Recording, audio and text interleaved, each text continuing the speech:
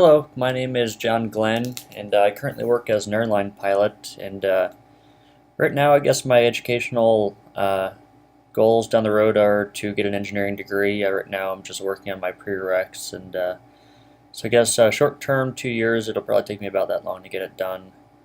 But anyway, let's get started with the presentation. Right now, my project is on the cost to carry in the airlines, which is kind of an interesting topic, and I'll explain why. So to keep the story short, back in I guess the 70s, American Airlines made the claim that if they had removed just one can of Coke from every aircraft they had in the fleet, it would result in a yearly cost savings of over $40,000.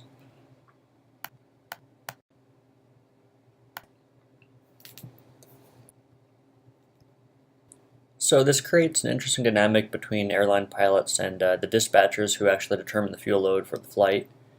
And well, fuel is heavy, and obviously one can of Coke could result in a $40,000 a year fuel savings. Imagine how much 1,000, 2,000 pounds of fuel per flight could save over the year. And as pilots, we like to have all the fuel that we can take because that gives us a lot of options in the air if we need to deviate around weather and go up or down to try to find smoother rides and stuff like that. And it creates the grumpy pilot, I guess, that you see in the middle of the picture there. But to be quite honest, I know that most pilots agree that this whole tale of saving $40,000 a year by taking a couple ounces out of each plane is a little bit silly. But I did have some fuel tables from a plane I flew at my last job, and basically they have weights on top, and it gives you the fuel burns for different weights. So I figured I can go ahead and use this chart to plot out some data. So that's what I did in the next slide here. Okay, so I used MATLAB and I plotted the points out here, and you can see the weights in the bottom. So they're in 10,000 pounds. So on the left all the way, it's a 50,000 pound weight, and all the way on the right, 80,000 pound weight. And on the left y-axis, that's fuel flow in pounds per hour. So that's 2,700 pounds an hour on the bottom and 3,400 pounds on the top. And as you can see, there's an increase in fuel burn per hour for the same speed at increasing weight. And just to give you some background on this aircraft, it's a smaller regional jet, so it's a 64,000 to 74,000 average weight plane. It carries about 65 passengers. Okay, so now I use MATLAB to find an equation that would best fit the data, and I came up with a second degree polynomial that I've underlined in red that you see. And if we take this equation that we found and we differentiate it using the power rule, we get the derivative that you find in the middle of the slide. And just to give you a little bit more background here, airliners are certified for a wide range of weights. They have a minimum weight that they can be flown at and a maximum weight that they can be flown at.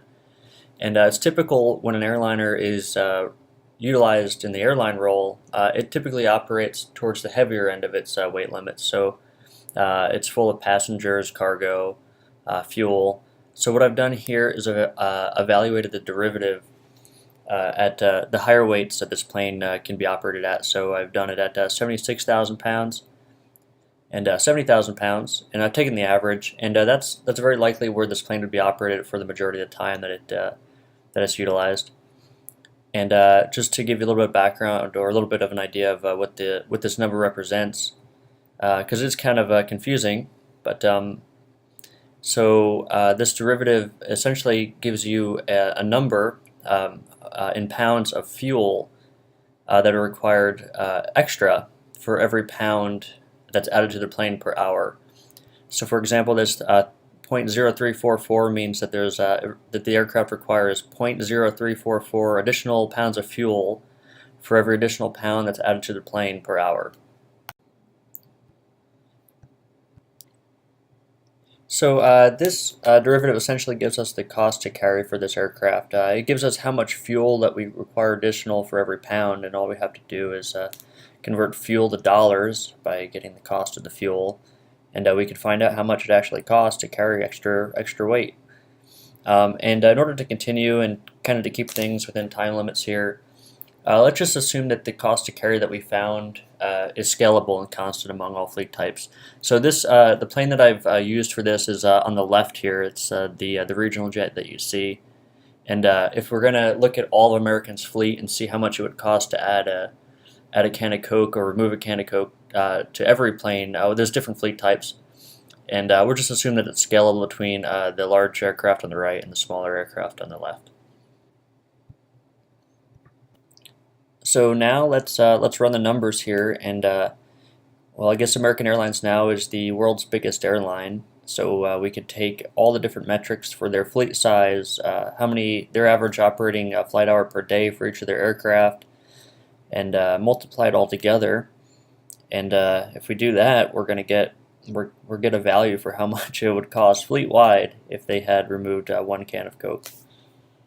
In fuel, of course. And that is a massive number. I couldn't believe that was what I got, but it shows $100,737 per year just by removing the weight, the few ounces of just 1 can of Coke per year. And I guess that kind of leaves me like this guy. So maybe we weren't being lied to by our bosses, and maybe it is a lot to save just a couple of pounds of fuel per flight. And hey, thanks for watching. Thanks. Hope you enjoyed my presentation.